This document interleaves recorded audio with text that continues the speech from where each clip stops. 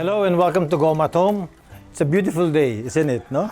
And so today, what we'll do is something easy to make at home. Basic ingredients like flour, milk, sugar, and butter. Today, we are making polvoron. Okay, we'll try to make it easy, quick, and then we'll wrap it in festive colors. So, we'll start with 2 cups of flour. And then we're going to toast this. Yung flavor ng polvoron natin will be coming from our toasted flour. So 2 cups of flour. There you go. So this one, ito toast natin in low heat for about 30 minutes. So matagal-tagal to. But you have to keep on stirring it para hindi siya masunog, especially when the skillet gets hot, continuous na yung heat niya. Pag na umabot niya sa temperature, tuloy-tuloy na ito magiging brown. The more brown the flour, the better the flavor. It's nuttier. No? So, ganito lang siya. Yan. So, maamoy mo siya pag nagsistart na siya mag-heat up. You can actually smell the flour. Parang, very nut. Nagiging nutty na yung flavor niya. Sarap ng smell. Yan. So, ganyan lang. Just keep on stirring it. Okay? Sige. After 25 minutes of stirring and cooking and toasting our flour, this is the best color. Ganito na, light brown. You can actually smell it. Sarap na smell niya. So just keep on stirring it for another 5 minutes. After this, we will mix everything together. The sugar, the melted butter, and the powdered milk. So, ang ratio natin, 2 cups of flour, 1 cup of butter, 1 cup of milk, and then 1 cup of sugar. How to measure yung butter? Actually, yung isang block ng butter na gano'n is approximately about 1 cup of butter, melted butter. And it should be okay.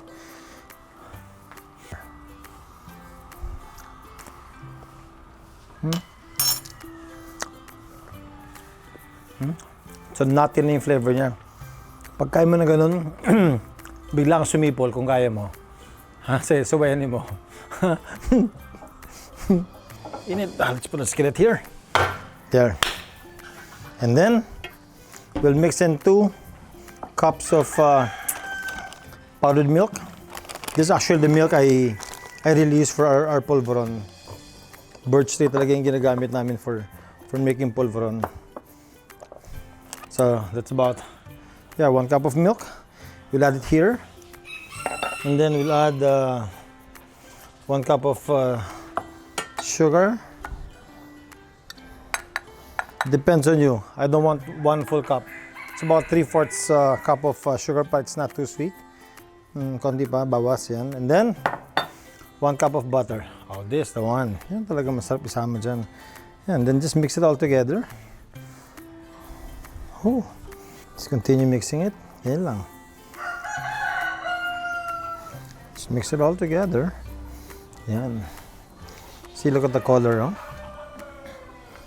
Pag kinain mo to, kala mo flavored yung ano mo, yung polvoron mo, but actually it's just coming from the toasting of the flour. So, medyo pagtiyagaan mo lang konti yung paghalo nito. Yan, kasi it has to be dry, no? Well, at least almost dry.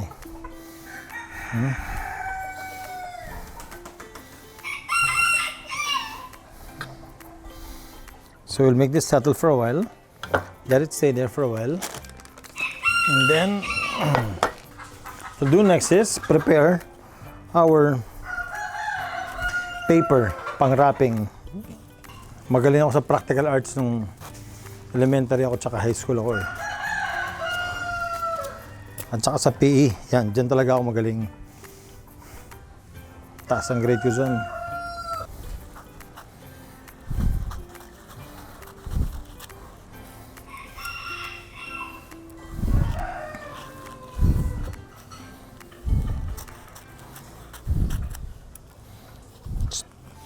After nyan, putulin naman natin sa dito.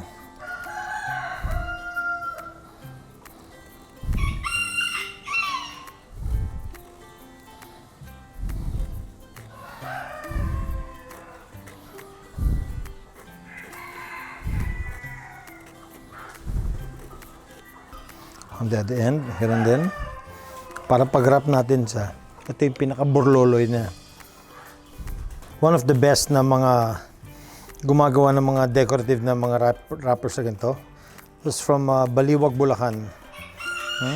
Yung mga gumagawa ng ng mga pangbalot ng pastillas, pangbalot ng polvoron.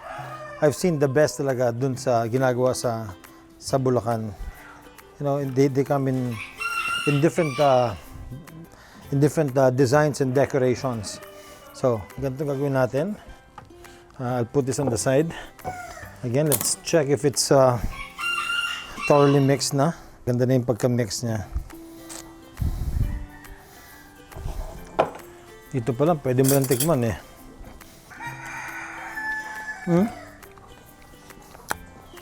I love it because it's not too sweet. Sige, sipol. Baka tumansik na ganun eh. Okay. Meron tayong mold, no? Ito yung mold ng polvoron. You can buy this in any market, meron sila nan. So I have two. Yan. Just in case na it's made of soft aluminum. So in case masira siya, because kung gagawa ka ng marami, maganda meron kang result, no? Let's get our mold. Punuin natin ito ng polvoron. Here. Thin the sides. Thin the sides. And then, lagyan na natin siya dito. Doon mismo sa gitna. And just wrap it. Just like this. Wrap it just like that. And turn it, and that's it. Pag wrap mo na ganun, ikot mo na sa side. Tighten it a little. Yan. Then on the side ulit. Dito. Ikot. O 3 beses. There you go. So that's your polvoron. Nice, na? So para hindi madali masira yung polvoron, mas maganda if you put a little pressure na para matigas siya. Para hindi siya madali mabasag.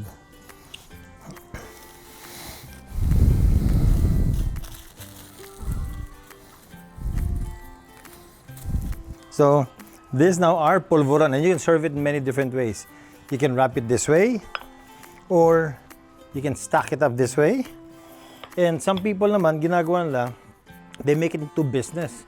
No, nilalagay nila sa they put it in a jar, and then pinupuno nila to ng polvoron, and then they sell it.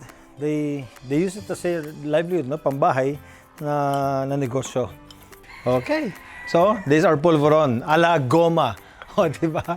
Again, thank you for joining me here in Goma at Home. And if you have the time, do this in your own kitchen.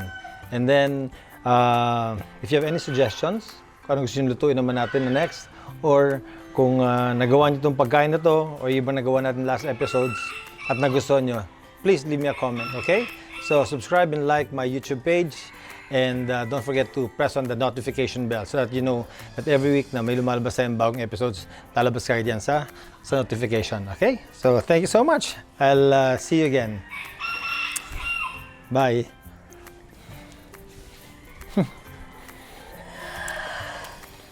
Good.